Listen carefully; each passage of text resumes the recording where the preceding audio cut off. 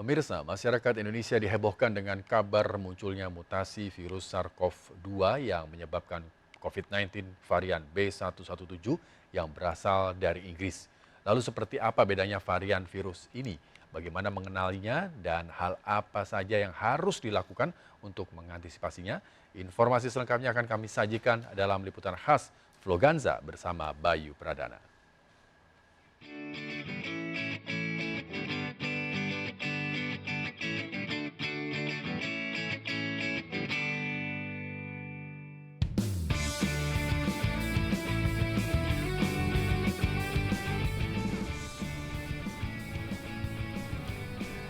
Belum selesai dengan masalah COVID-19 di Indonesia. Masyarakat sudah kembali dihebohkan dengan hadirnya varian terbaru dari virus SARS-CoV-2 ini. Pertama kali ditemukan di Inggris, Wamenkes Dante Saxono mengkonfirmasi bahwa virus yang menyebabkan penyakit COVID-19 ini sudah hadir di Indonesia. Lalu sebenarnya seperti apa varian terbaru dari virus ini dan bagaimana cara mengantisipasinya? Seperti biasa, langsung kita cari tahu.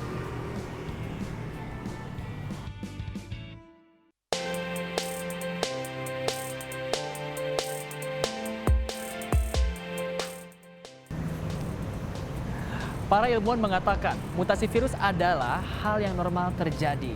Virus sebagai makhluk hidup mempunyai berbagai macam cara untuk bertahan hidup yang salah satunya adalah dengan bermutasi. Dampak dari mutasi virus ini pun beraneka ragam. Salah satunya bisa menjadi varian yang lebih berbahaya dari varian yang sebelumnya.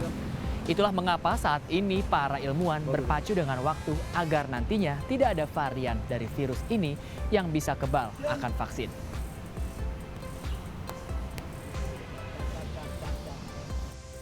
Mutasi virus juga sudah terjadi kepada virus SARS-CoV-2 yang menyebabkan COVID-19. Kira-kira apa dampak dari mutasi virus ini? Bagaimana cara mengenalinya? Dan bagaimana pula cara mengantisipasinya? Saya sudah sempat berbincang secara virtual dengan Kepala Lembaga Biologi dan juga Molekuler Eijkman Profesor Amin Subandrio dan berikut penjelasannya. Atau varian B117 sudah dilaporkan masuk ke Indonesia sejak awal Maret yang lalu, B117 tersebut. Dan kita ketahui daerah-daerahnya yang melaporkan adanya kasus tersebut adalah Jakarta ada 3 kasus, kemudian Sumatera Utara 1 kasus, Sumatera Selatan 1 kasus, dan Kalimantan Selatan 1 kasus. Jadi total ada 6 sekitar akhir September dan ya kemudian dilaporkan secara luas bulan Oktober atau November tahun lalu.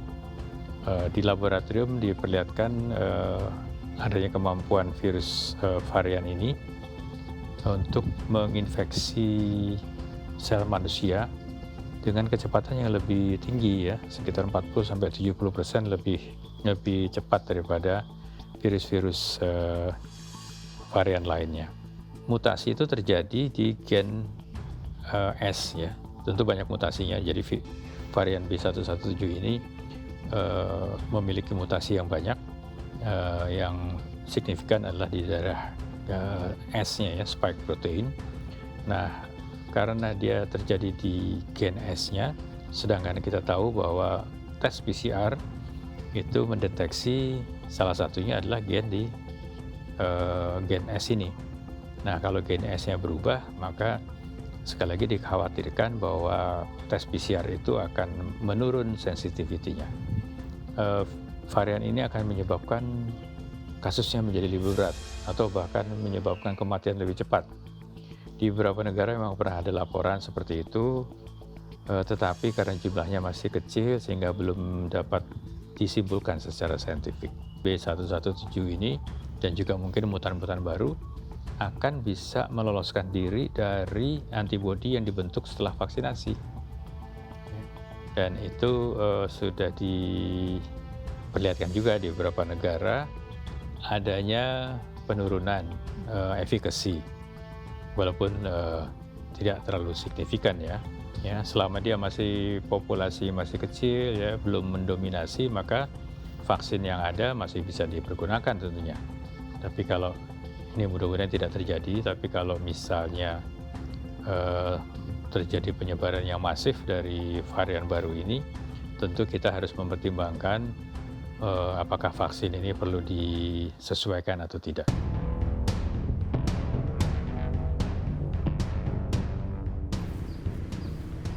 Virus SARS-CoV-2 yang menyebabkan COVID-19 di berbagai belahan dunia ini sudah bermutasi beberapa kali dari berbagai negara. Di antaranya, pada akhir Desember 2020 ditemukan varian D614G yang berasal dari Malaysia. Sementara varian lainnya juga ditemukan di Afrika Selatan, yaitu varian E484K dan juga N501Y. Dan belakangan ini, masyarakat dihebohkan dengan ditemukannya varian terbaru dari virus ini, yaitu B117 yang berasal dari Inggris.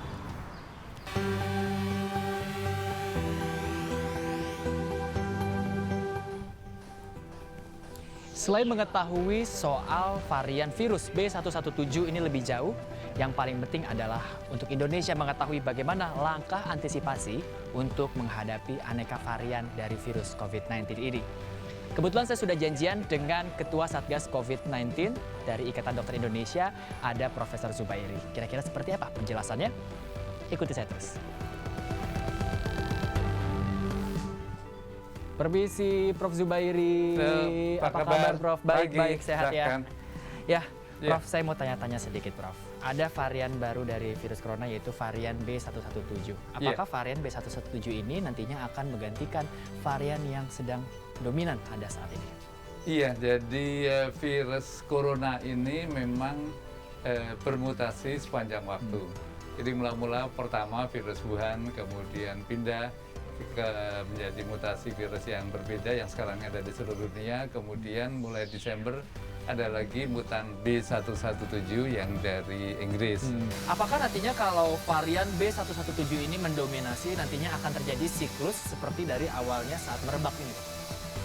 Sampai sekarang terbukti dari minggu pertama Januari jumlah di dunia ini dibandingkan seminggu yang di bulan Februari itu turun 50%. Justru ini turun Turun banget. Indonesia juga turun. Indonesia pernah mencapai berapa waktu yang lalu, aku ingat 30 Januari itu 30%, tinggi banget. Waktu 30 Januari itu kasus barunya 14.000. Terus sekarang turun, sudah di bawah 20%. Tentunya ini kabar baik juga buat dunia maupun Indonesia. Ya. Namun kita tetap harus antisipasi. Langkah antisipasi seperti apa yang harus dilakukan Indonesia agar nantinya mungkin varian ini tidak kembali merebak? Menangkal penularannya masih sama. Jadi kalau kita selalu pakai masker, sering cuci tangan, tidak berkumpul bersama dengan banyak orang di satu ruangan tertutup, itu kita bisa mencegah penularan termasuk yang B117. Gejalanya pun tidak berbeda, lalu tidak lebih berbahaya, dan penangkalannya pun masih sama. Tapi tentunya gejalanya hampir sama, berbeda hampir sama, sedikit ya? Paling batuknya lebih banyak misalnya, tapi hampir sama. Hampir sama, dan tentunya kita ingin ini tidak terjadi di Indonesia, dan dengan cara adalah menerapkan 3M lebih ketat tadi ya, Prof. Benar sekali, iya. Baik, Prof, terima kasih banyak atas waktunya. Sehat selalu, Prof. Sampai terima ketemu kasih ya, Prof. banyak. Terima Okay. kasih. Ya, oke.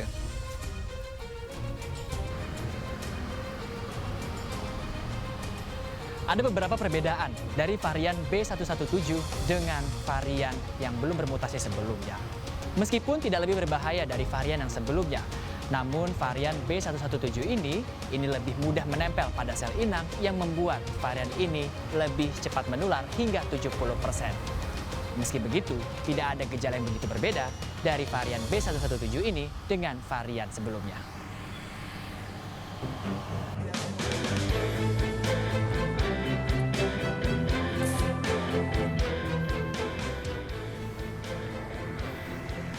Dengan munculnya varian baru dari virus yang menyebabkan COVID-19, ini sudah menjadi hal yang wajar dari siklus kehidupan virus. Para ilmuwan terus berpacu dengan waktu untuk memberikan herd immunity di Indonesia. Begitu pula pemerintah yang terus menjaga pintu masuk Indonesia dari masuknya varian baru dari virus ini. Kendali tugas kita untuk terus melindungi satu sama lain dengan menerapkan protokol kesehatan. Dimanapun berada, menjaga kesehatan Anda berarti melindungi sesama. Bersama juru kamera Dias Triawan dan juga Randy Lukman, saya Bayu Pradana. Sampai jumpa.